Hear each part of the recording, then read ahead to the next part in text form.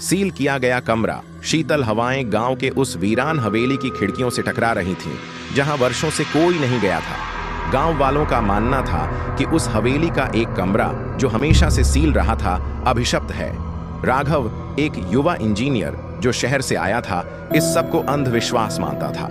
उसे पुरानी इमारतों में दिलचस्पी थी। उसने तय किया कि वह उस हवेली का निरीक्षण करेगा, खासकर उस बंद कमरे का जिसके बारे में सब डरते थे। हवेली में घुसते ही धूल और सन्नाटे ने उसका स्वागत किया। फर्श चरमरा रहा था और दीवारों पर मकड़ी के जाले लटक रहे थे। वो धीरे धीरे उस कमरे के पास पहुंचा जिस पर लोहे की भारी जंजीर और एक पुराना ताला लगा था। राघव ने अपनी टॉर्च निकाली और ताले को गौर से देखा। अजीब बात यह थी कि ताले पर जंग बिल्कुल नहीं लगी थी, जैसे किसी ने हाल ही में उसे बदला हो। उसने जैसे ही ताले को तोड़ने की कोशिश की, एक ठंडी हवा का झोंका उसके शरीर से टकराया।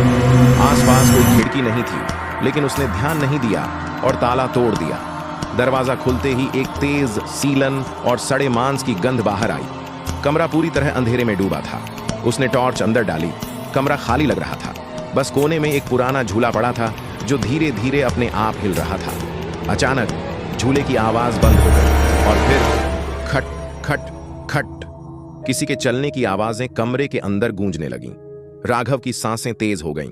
वह पीछे मुड़ा और दरवाजा बंद करने की कोशिश की, लेकिन दरवाजा खुद ब खुद बंद हो गया, जोर की आवाज के साथ। अब वह कमरे में बंद था। टॉर्च की रोशनी कांप रही थी। अचानक दीवार पर एक परछाई दिखी, एक लंबा झुका हुआ व्यक्ति जिसकी आंखें नहीं थीं, सिर्फ काली गहराई। उसने बुदबुदाते हुए कहा, तू भी आ गया, अब तुझे भी यहीं रहना होगा। राघव चीखा और दरवाजा पीटने लगा, लेकिन कोई सुन नहीं रहा था।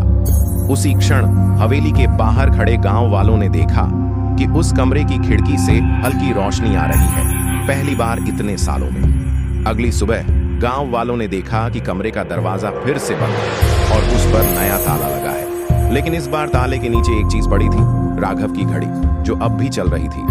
और तभी हवेली के अंदर से फिर वही आवाज आई, खट खट खट।